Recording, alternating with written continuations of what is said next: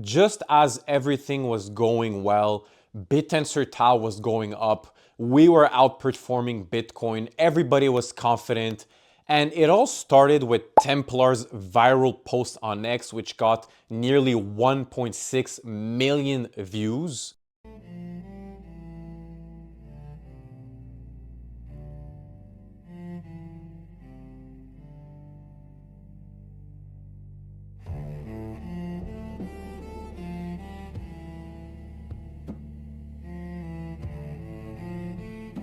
And they were basically highlighting in their post the successful 72 billion parameter decentralized training run to build large language models, not in a closed off warehouse such as Anthropic or OpenAI. They've done it globally around the world with decentralized Bittensor miners. So they took data sets and they've trained a model with 72 billion parameters, which was the size of, the early LLMs in 2022 or 2023.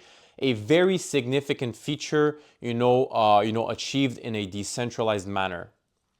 Speaking of subnets, Bitcast is subnet 93 on Bittensor, focused on turning attention into something measurable and valuable. So Bitcast is actually bringing the attention economy right here on Bittensor. And it aims to make attention trackable, provable, and programmable so it's no longer abstract. The size of the market opportunity Subnet 93 Bitcast has on its hands is huge, over 500 billion by 2030 and over $2 trillion by 2035. So traditional marketing is broken and is not efficient whatsoever. People get paid on useless vanity metrics like views, likes, and impressions. So there's no clear link to outcomes. It's easy to fake engagement and there's no transparency on performance. And Bitcast's AI verification of attention aims to revolutionize that.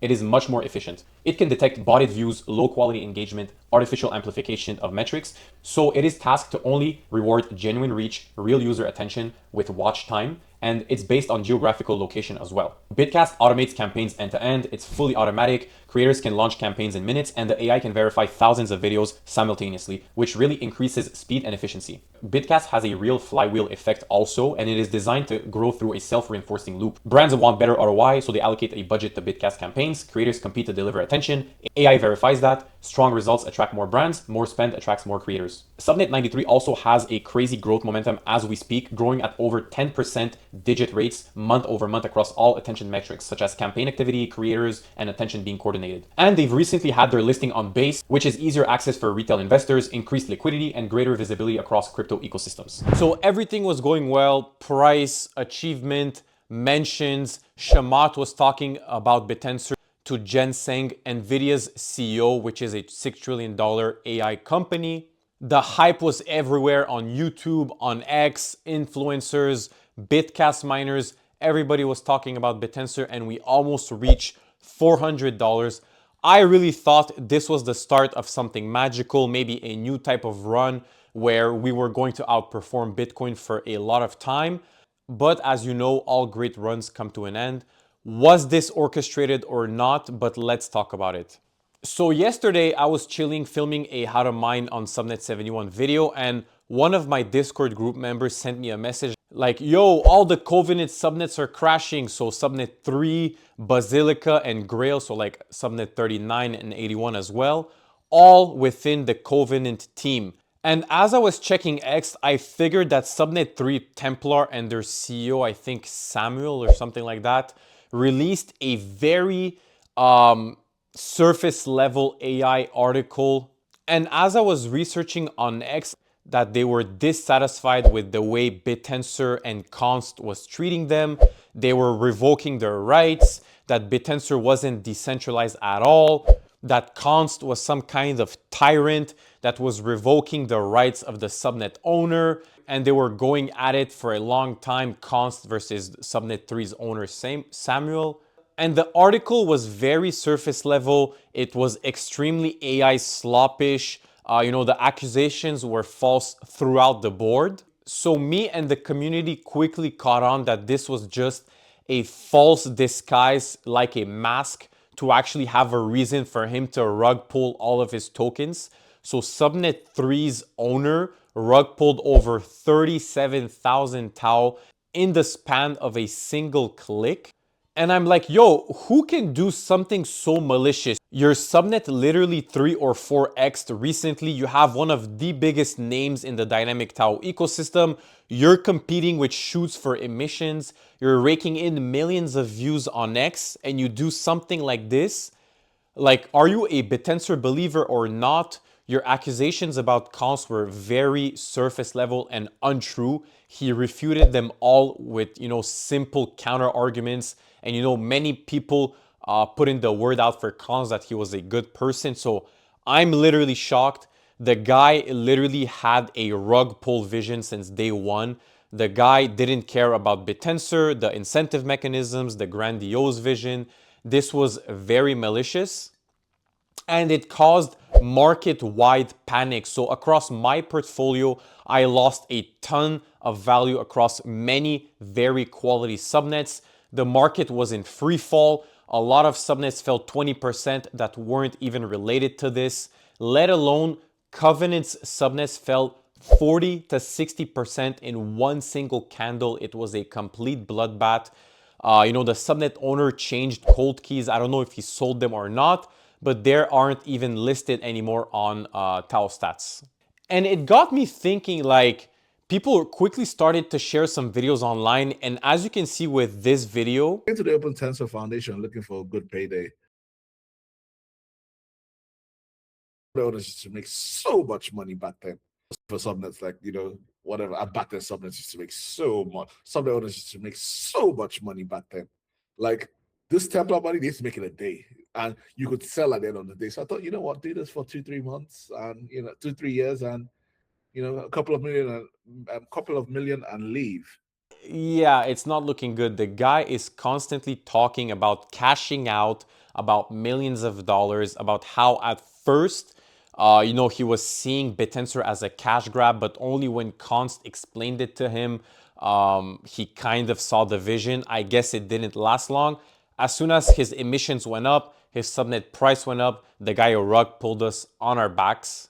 And if you also look at this post by Subnet 51 Fish, you can really see how Const was a genuine person that, literally gave the keys of the subnet for free, almost to the Subnet 3 owner Samuel. He helped him, he gave him donations. He was a big contributor of how the subnet architecture works. So he gave him the blueprint and let Samuel fly off, with the vision and what he was supposed to do. And I guess money ruled over him. Greed is something very powerful. And, he decided to fat finger that button, rug pull on us and, just make an exit, I guess. I had a ton of other subnets that crashed a lot, like 15 to 20% in a single candle, just because everybody was fearing, was cashing out of their minds. But today the market got back to its senses a little bit and most of the prices have rebounded for more than half of the crash. So I am very happy about that. This just shows that Bittensor is robust. Bittensor is not only a single subnet or 3 subnets or a simple covenant team. And on top of that, even though the guy rug pulled us, the code is still open source and we already see community members talking about how the code will still run, the code will still be operated but in different hands. And even Const quickly laid out different mechanisms to prevent that in the future, as seen with this post right here. So it is pretty vague as to what is going to happen to prevent these sort of things, but it is clear that the subnet owners won't have control over their 18% emission going forward. Subnet holders will actually decide who governs the subnet, what they do with their tokens. There has been talks of time-locked emissions toward the subnet wallets, and even Shoots, the biggest subnets CEO John Durbin, laid out his plan as to how to resolve this and to make this more robust. Shoots is actually holding their emissions in a decentralized manner, locked in smart contracts, something like that. And John doesn't have access to fat finger a million Tao like Samuel did. So guys, there's nothing to panic. Const literally addressed everything in this scammy AI sloppish paper. So we can clearly see I suspended emissions for his subnet, which was clearly false. He states that he does not have the ability to suspend emissions, and he clearly explained what he did. The only thing he did was sell some of his subnet holdings of Covenant's subnets like 3, 39, and 81. And Samuel, the CEO, literally rage baited and panicked and got really mad because Const sold. And there was some friction with the fact that Const removed the ability for Samuel to delete some messages inside the Discord because he was actually silencing honest criticism, and that wasn't fair, so which is completely normal. And Samuel just kept calling Const a tyrant, someone that controls, that Bittensor is a decentralized circus and it's decentralized in name only. And Const literally stated that he sold only 1% of all the holdings that he had. So, I mean, it's just very AI sloppish. And if you look at its AI subnet 32, they spotted that Templar's exit scam article was fully redacted by AI and it was really sloppy. So you can see that the guy was really money oriented. He quickly inputted some kind of prompt to Cloud Code or something like that to generate him an article, pasted it, and went off to the beach. That was pretty much it. So guys, for me, this is one big circus. Nothing structurally changed for Bittensor Tao. I'm still very bullish. I believe in it. And honestly, I feel this is more like a buy the dip opportunity, because what did Warren Buffett say? When others are fearful, be greedy, and vice versa. And right now, everybody's panicking out of their mind. The newcomers to Tao aren't used to this. They think Tao is dead because someone insulted, the co-founder of Bittensor, which is ridiculous. The code is still open source. We can still do great things with decentralized runs. Const even mentioned that he wants to get back to decentralized training, which might even rebirth it even more and make it even more appealing in the future. And personally, I see this as a major opportunity for Bittensor Tao to become more robust, to remove this type of power from subnet owners, give it back to the people, give it back to the subnet holders like us. And I have faith in the Open Tensor Foundation that they will pivot accordingly, as they have done so for every other growing pains. Guys, this is completely normal with a new network. You're going to have bad actors. And it's just about how fast and how well we pivot, what code changes we implement to the chain so, we grow from that. And the most important thing is not to make the same mistakes over and over. And if you guys know, Bittensor has been reinventing itself so many times since the past year. So I have faith. Tao under 300 bucks is a very good buying opportunity. If I have some extra cash, I will scoop up some, because at 270, it's much better to buy it than at 370. It's much more interesting. And if you really think about it, it's not that bad. Go over dynamic Tau on Tau stats and see all of your affected subnets. Most of them rebounded already. So the market saw that as a liquidity sweep. Buyers stepped in. There is demand for Tau. The guy is going to fade into the dust. We're going to forget him and move on. And, I think we're going to see all-time highs this year as well. So I'm not worried at all. I see this as a buying opportunity. Bittensor is made to heal itself because of the incentive mechanism. Someone better, someone more smart is going to re-pick up that subnet slot with more robustness, and we're going to move on from that. It's going to be amazing. Oftentimes, as Kant said, these type of situations open up our mind to make the network even more robust. So guys, hope you've learned something. Do not panic. Do not sell all your subnet tokens today or tomorrow because of this news. If you're new to Bittensor, don't worry. Just dollar cost average in, and the community is going to find the best path.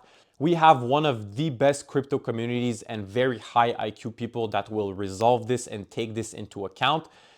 Strategies are already in talks right now all over X or on Discord, so I'm not worried at all. But let me know in the comments if you were affected. What do you think of this situation? Do you think Bittensor is dead right now? Do you think we're gonna enter another bear market because of this? But me personally, I am very hype. I'm continuing. Stay tuned for part 2 about Subnet 71 mining.